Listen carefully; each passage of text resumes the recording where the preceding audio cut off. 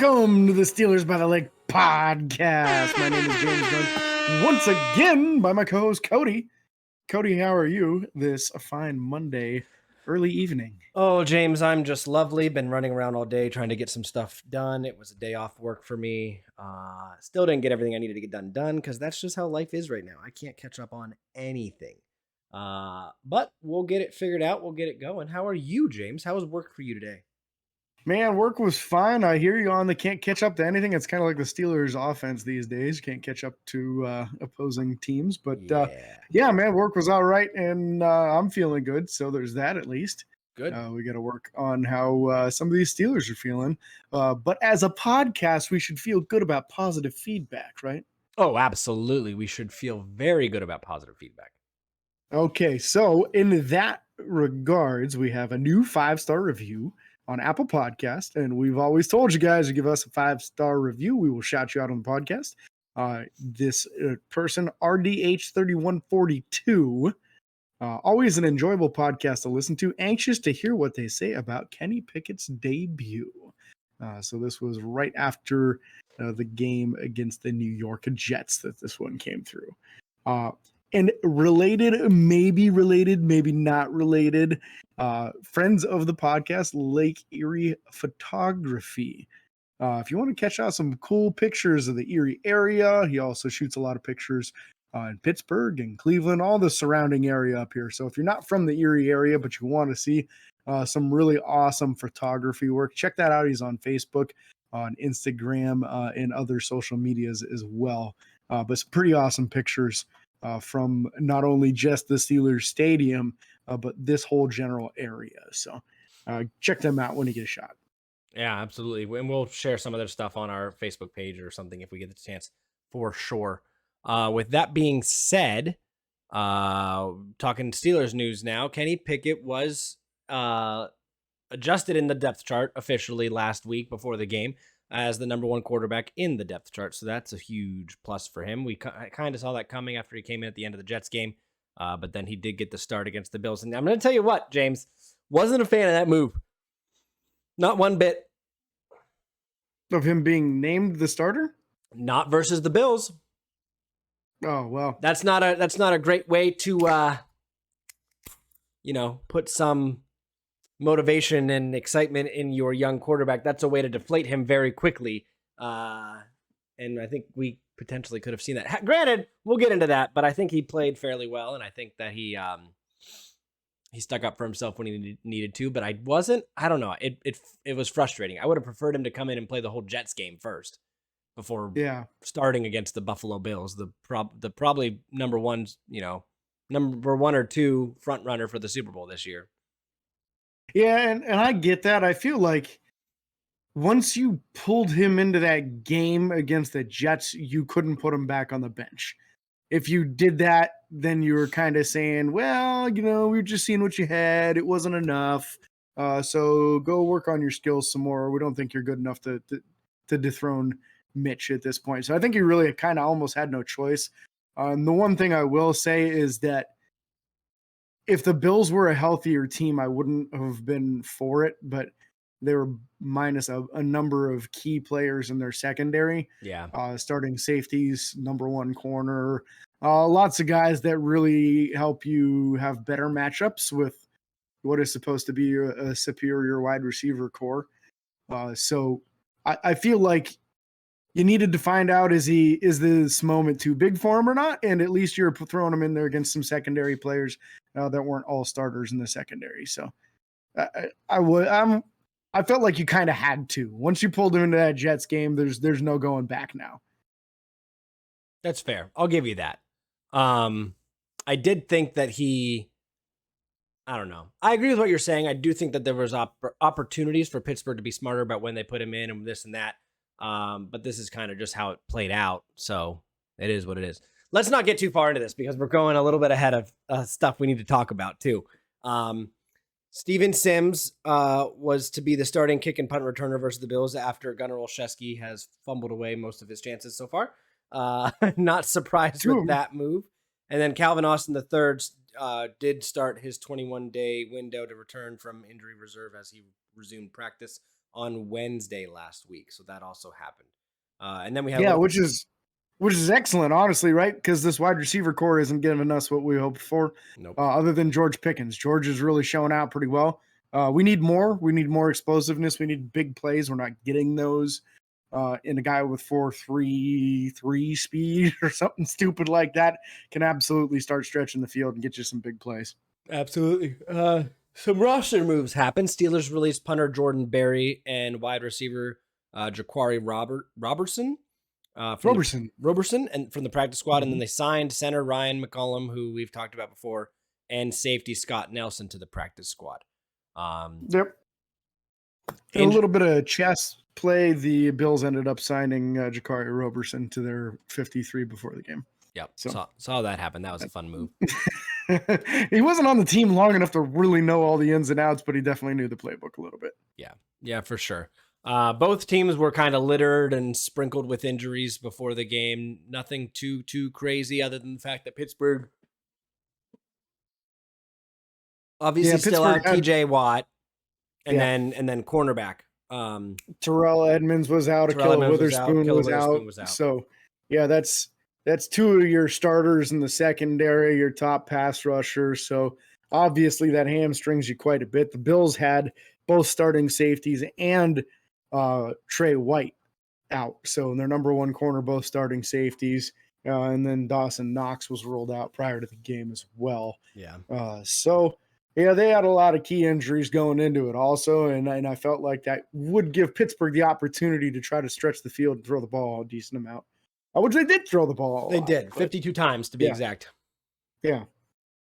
Yep. Yeah. So in other news, other injury type news, the news came out that TJ Watt has actually undergone knee surgery. No, this doesn't mean it's a torn ACL.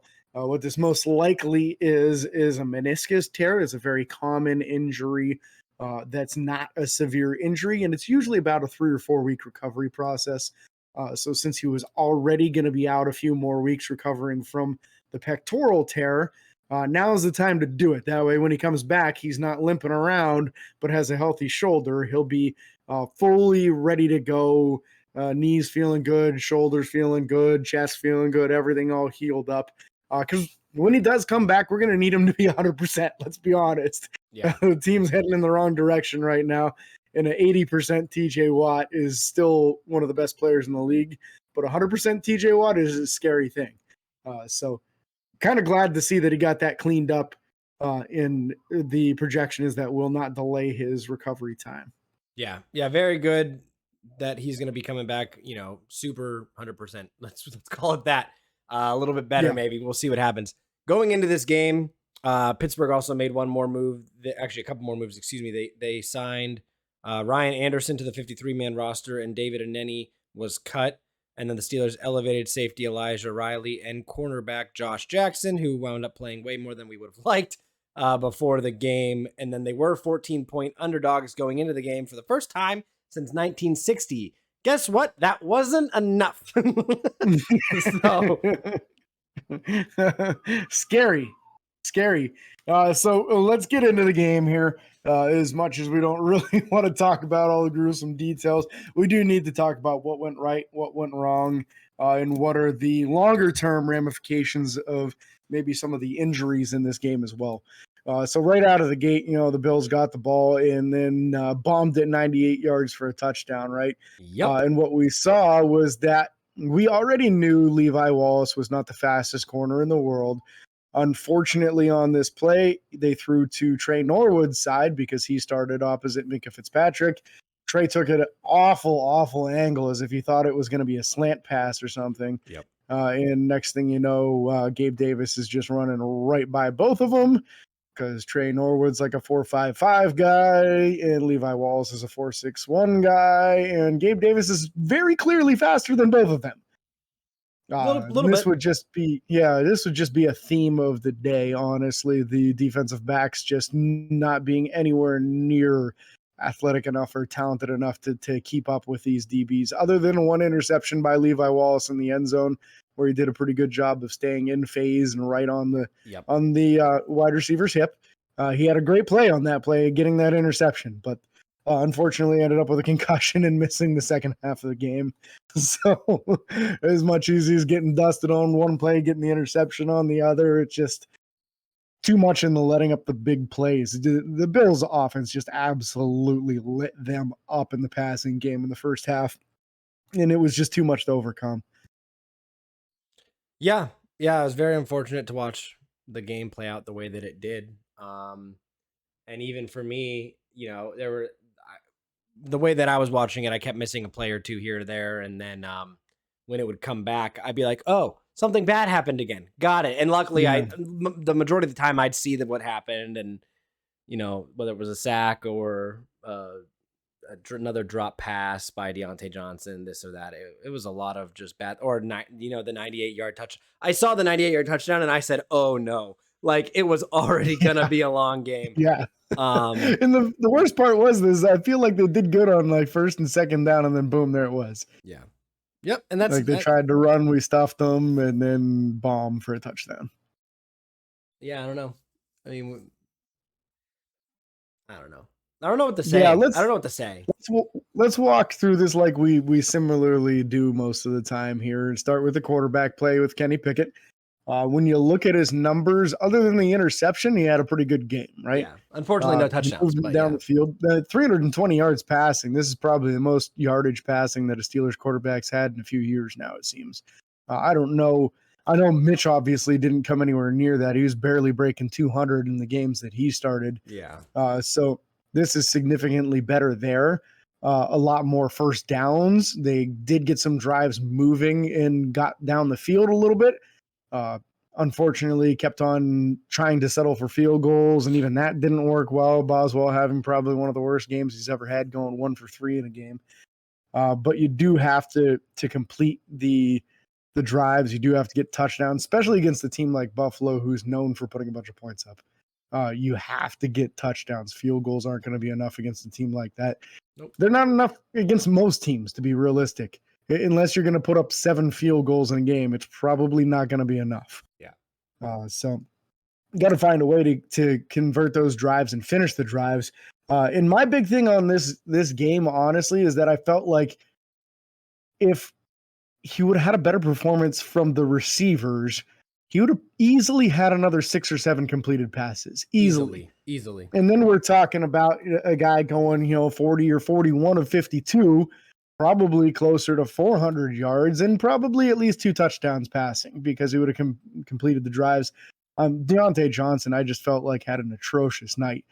A few good plays here and there, but at least 2 dropped balls. At least twice he couldn't get his feet in bounds while on the sideline, making the catch, but not getting his feet in bounds. Yep. One time just completely forgot to drag his one foot.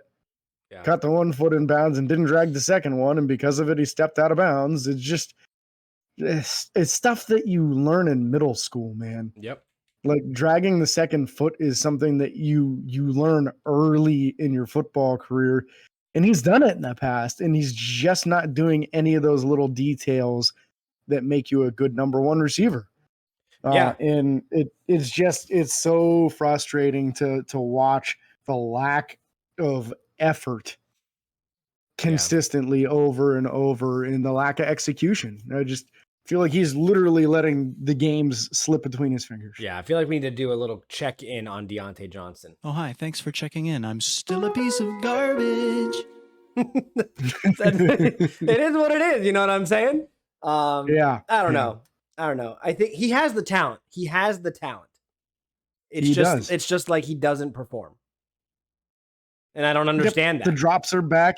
The drops are back. And if you're not going to be the guy with extreme physical stature, then you need to be consistently catching the ball. Your foot placement has to be just pristine, especially on the sidelines when you're in those opportunities. I mean, one of those was in the end zone. Yep. He gets the second foot in bounds, and it's a touchdown. And literally a touchdown came off of the board because he couldn't drag his feet and get his feet in bounds. Yep. And it was a perfectly placed ball. Yeah, one was on a 4th down. You literally killed the drive. Yep. The drive is over because you dropped the ball on 4th down. Yep. And then later on in the game, Chase Claypool drops one on 4th down. like these guys have got to be more consistent. And I'll give Claypool credit. This was probably his best game of the season. The drop on fourth down was, I mean, the game was already in hand at the time, but you can't do that. But I don't care. I don't care if you're down 100-0. You're still paid to catch the ball. You are, and it wasn't like he was about to get lit up or anything. He just straight up dropped it. You got to do better than that. And here we are again talking about the best wide receiver in this game was easily George Pickens. Yep. Once again, making contested catches, fighting for all kinds of extra yards, fighting for first downs and getting them. Blowing up some guys on blocking opportunities, blocking the cornerbacks through the play. Like he plays like the size that Chase Claypool is. Yep. And like the money that Deontay Johnson wants.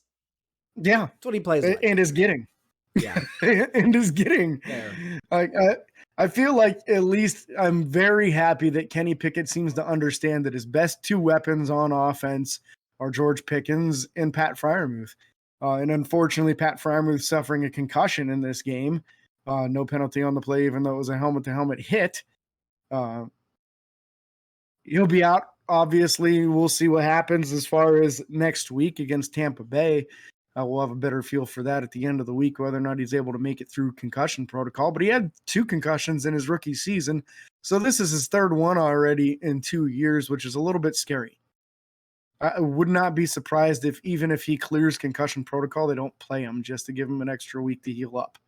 Yeah. Because I feel like it would be the smart move with a guy that you're hoping to be your franchise tight end. So in his absence, I did like the effort we got out of Zach Gentry. We've been kind of saying this all along that we feel like Zach Gentry should be more involved in this offense. One of the things I really like about him is if you can hit him in stride and he gets some momentum going, people do not easily bring him down. No, he's big. Yeah, he's a very big, very strong individual. And if you can get him on the move, he oftentimes gets you an extra 5-10 yards on the play. So I like the effort out of him. I really did feel like it looked good. 5 catches for 43 yards, 8.6 yards. Yeah, that's dang near a first down on every catch. Yep. Yeah, I don't know. It was good to see him get involved. Yeah, I liked what I saw out of Zach. I liked what I saw out of Zach. Again, we talked about all this stuff. Going over stats real quick. George Pickens was targeted 8 times with 6 catches. Deontay Johnson was targeted 13 times with 5 catches. That speaks volumes right there. And if that happens 11 or 12, you don't catch that. 11 or 12 of those were catchable balls, to clarify. It's not like he was getting overthrown. Undrafted guy. Yeah, if that's an undrafted guy trying out for the team in the preseason, you don't keep him. Nope. You cut him. Yep. 5 catches on 13 targets, and how many of those were catchable? I'm going to say at least 5 of those drops. I said 11 or 12 of the 13 targets were catchable. 11 or 12 minimum. I agree. So I agree. I mean, the interception was not. Well, that's fair. That wasn't catchable. That's why I said 11 or 12. Well, only one of them for sure wasn't. Yeah. But yeah, the wide receiver room, Connor Hayward got involved his first 2 catches of the season. Unfortunately, it was in garbage time of his career, actually, I should say. But the running game was non-existent other than Jaylen Warren. Jaylen Warren was the only one getting yards. Najee Harris had 20 yards on the game on 11 carries, a 1.8 average. That's bad. That's not great, Bob. That's bad. Mm-hmm. That's not good. Nope. And there was a very clear difference. Now, granted, Jaylen Warren snaps were all basically in the second half of the game. Yeah. So they were playing a little bit back in coverage, so you didn't have the safeties up in the box that you had otherwise. Yeah. But that being said, I still feel like there was a big difference in when Jaylen Warren got the ball handed off to him versus when Najee did. Because when Jaylen got the ball, it was full speed ahead. I'm going as fast as I can. I'm hitting the hole and I'm going. Yep. And Najee's still doing a little bit more dancing and stuff. And if there's safeties in the box, that's not going to work. Yeah. Granted, Jaylen Warren can probably get through more holes that the offensive line creates than Najee Harris can because they're not massive holes. Jaylen Warren's a much smaller individual. But again, I do think that Najee needs to say, okay, if the offensive line isn't going to block well for me, I have to run through them. If he ran into the back of them, he would get 4 or 5 yards minimum every time, most of the time, just because of how big he is. Mm-hmm. At some point, you got to just start running through players, push the offensive line. We've seen Le'Veon Bell do it a little bit. His was more patience, putting his hand on the back. But sometimes you just gotta go. Yeah. So I don't know. I expect to see more. I expect to see more next week out of the running game because I just think that Pittsburgh's going to realize they can't be as one-dimensional as they were this game. And I realized they were one-dimensional because they got down so fast and so quickly. I don't think that will be the case next week. I think they may still go down early, but I don't think I don't think we're going to be down 31-3 at the half. Okay, I don't think that's going to happen. It's kind of hard. I really hope you're right. It's kind of hard not to pass a whole lot in the second half when you're down that far. But yeah, just very disappointing for sure for that. And then we're talking about wide receivers. I'll talk about the return game real quick too. Steven Sims only had one opportunity for 19 yards. Nothing super impressive from anybody in the return game. So I don't know. Yeah, that's fair. I didn't see anything extraordinary in the return game to brag about. So obviously James Pierre early in the game fumbles a kick return opportunity. We didn't even know he was supposed to be out there, and there it is, So right out of the gate, we expected Steven Sims. Apparently, Steven Sims had an eye injury in the pregame process. You ended up seeing him later on appearing in the game and having a visor over his face mask. So I wonder if he didn't get an accidental finger in the eye or something like that in pregame. But regardless, it just snowballs on you sometimes, man. You try to make a change for the positive going from Gunner to Steven Sims. Sims injures the eye in the pregame. Pierre is out there and he muffs his first opportunity. Yeah.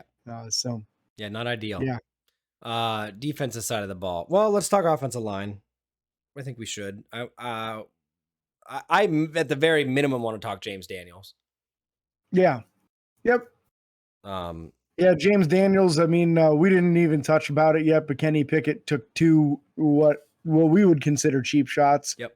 One of them, he was sliding while scrambling, and the safety hit him anyway.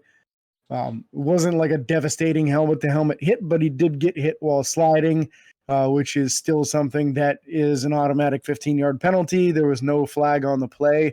But James Daniels was trailing the play, the new starting guard from Chicago, and immediately cleaned the guy up and crushed him and shoving him out of bounds. And that my favorite part about that was that's all he was doing. He was saying, "You're not going to do that to my quarterback," and then he walked away from everything.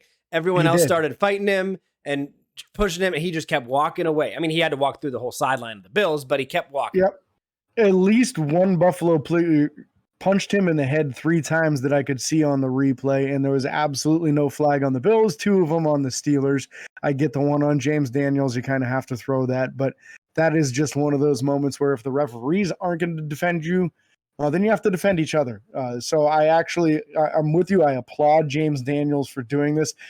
If you don't want to be the doormat of the AFC, this is what you have to do.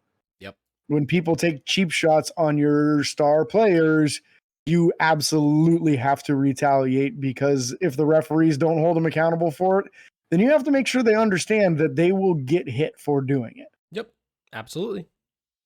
I have nothing else to say about the offensive line. That was the only thing I want to talk about. If you want to talk about it, we can. I don't think it was... They didn't allow a whole ton of sacks. I'll give them that. They didn't allow a ton. Yeah. The second best thing I would say that they did is that later on in the game, when one of the defensive ends decided to dive at Kenny Pickett's knees after a play was over and try to take his ACL out, and Kenny stuck up for himself, grabbing the defensive end by the face mask, and then the dude proceeded to attempt to rip his helmet off and hit him with it. It was very clear he was attempting to Myles Garrett the situation. Yep. The offensive lineman got in there. Mason Cole bear hugged the guy from behind. Another offensive lineman got in between and tried to separate them. And then I did see one of them, and I don't recall which one. I think it was Dan Moore, actually, if I remember correctly. Dan Moore actually separated it by getting in there and just straight up like stiff arming him to the face, which I think that was the moment where the defender finally realized that if he didn't let go of Kenny Pickett, these offensive linemen were about to whoop the living hell out of him. So shout out to Dan Moore as well for understanding the magnitude of the situation, realizing what this defender had as far as his ill intentions towards Kenny Pickett, and resolving the matter in a forceful manner, which again is what is appropriate in the situation when somebody is blatantly attempting to injure your quarterback. Yeah. So I don't think by any means this is a reflection of the Bills roster, but a couple of guys making some very poor decisions, which I think will be reflected in their wallets later on in the week when fines are handed out, even though there were no penalties on the play, kind of like Myles Garrett earlier in the season against the Steelers. Yep. Called Chooks score 4 out, said he had a dirty hit against the middle linebacker where the middle linebacker got injured on the play. And the only person that got fined that week was Myles Garrett for his dirty hit on Mitch Trubisky that wasn't even flagged on the play. Sound familiar? A little bit. Yeah. A little bit. Because it is. It's because it is. People taking cheap shots on our quarterbacks, and there's fines being handled out, but no penalties on the play.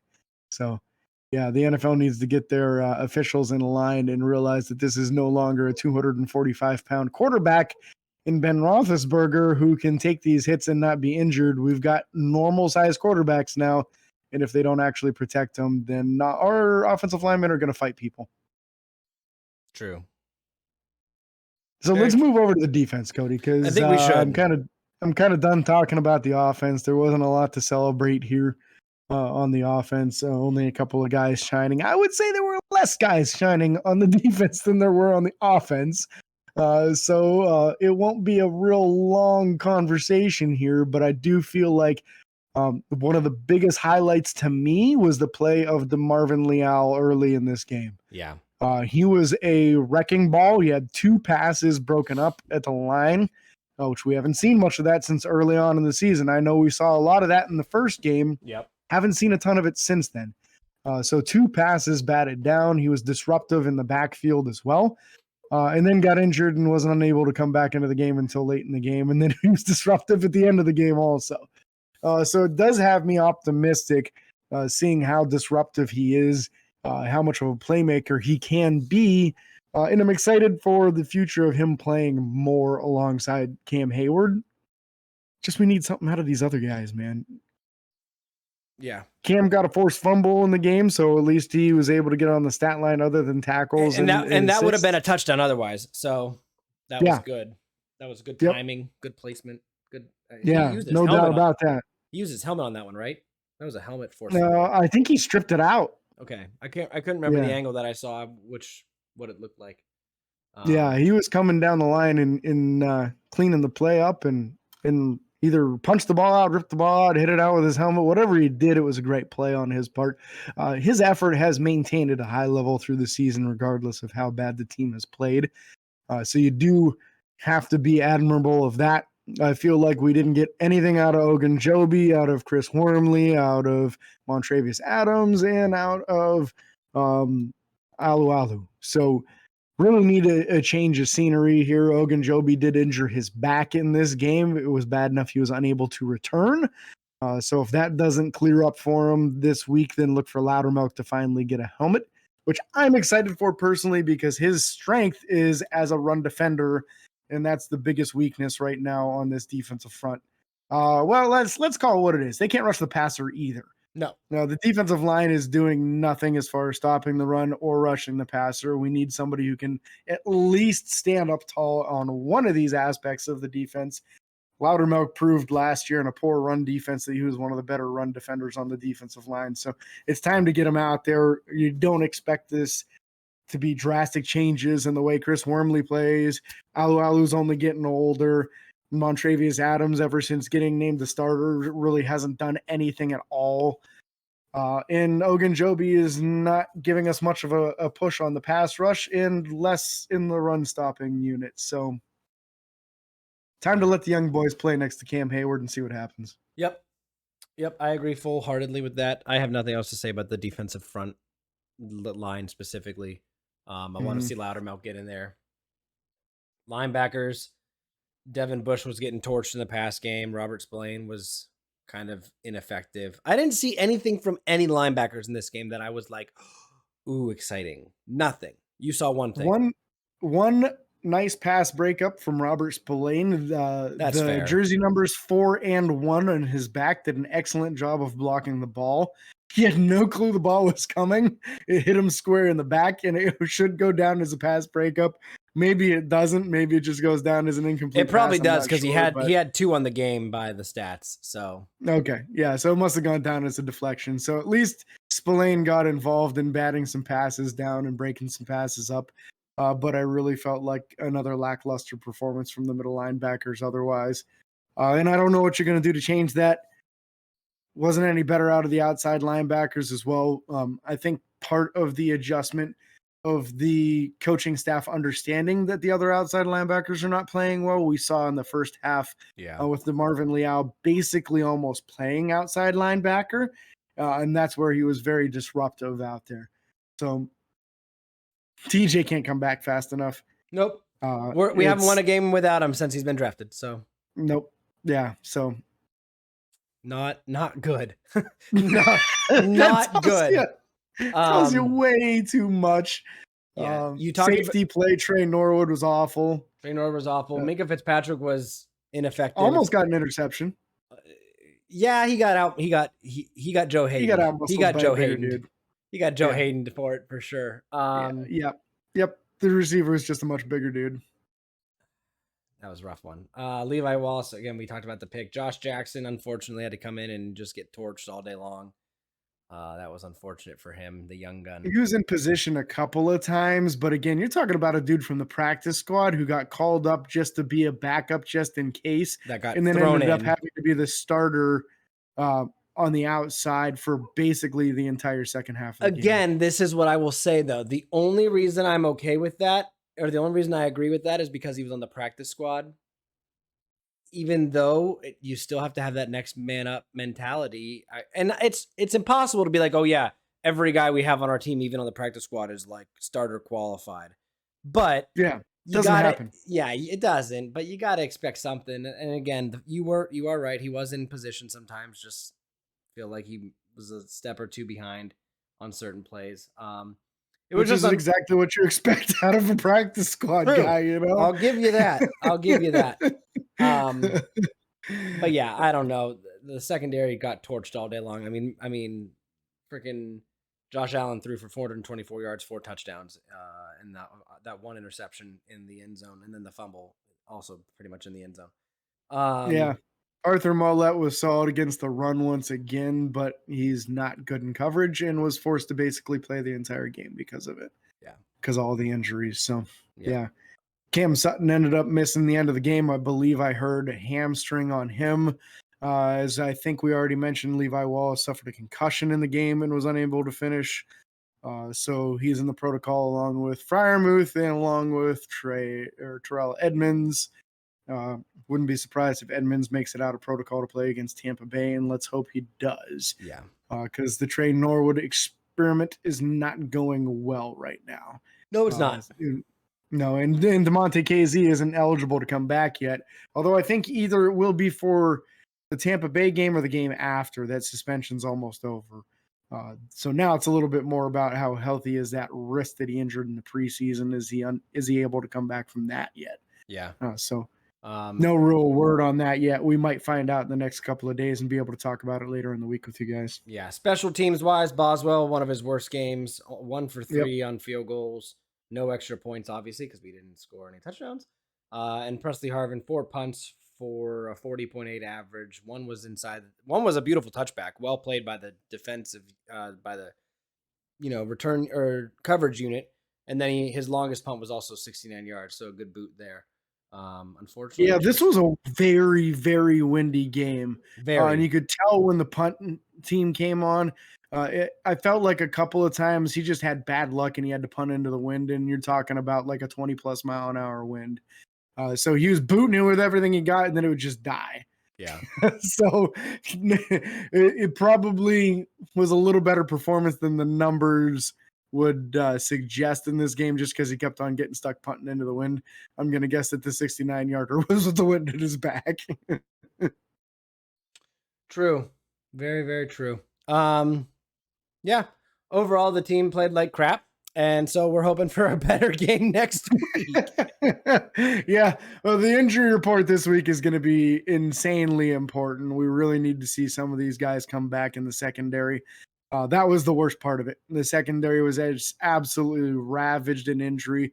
By the end of this game, Minka was the only starter left. You had back up at strong safety. You had your number 4, 5, and 6 corners out there. Yikes. And that's never going to go well, even against like an average offense. But when you're talking about one of the best quarterbacks in the NFL and one of the best wide receivers in the NFL and Stephon Diggs, that's just not going to end well for you. That was my biggest fear going into this game, was that our secondary was too banged up. And then it got worse during the game than what my fears were. Yeah, so there it was. I think Josh Allen now holds the Buffalo Bills singles game record for most passing yards in a game. Yep. And he didn't even play the whole game. So, yep. Very unfortunate for us. Yeah. So we're looking forward to brighter futures. Hopefully some of these guys clear concussion protocol and get through these injuries, other than guys that I would rather sit out for a few weeks. But on the plus side, you have to look at it and say Kenny Pickett moved the ball drastically better than Mitch Trubisky had in the first 4 games. Yep. And I do think that some of these plays, the ball is going to start bouncing in the favor of the Steelers, and you're going to start seeing some passing touchdowns. I think we'll see some Zach Gentry and some George Pickens more heavily involved against Tampa Bay, and I think that should go well for us as far as scoring some points. Yeah, again, Kenny's going to learn who he can go to, who he can trust, and go to those guys. So we'll see what happens. Again, we are excited for next week. We thank you guys for listening and watching. Be sure to follow and like on Facebook, Twitter, Instagram, and YouTube. Subscribe and ring the bell. It's free.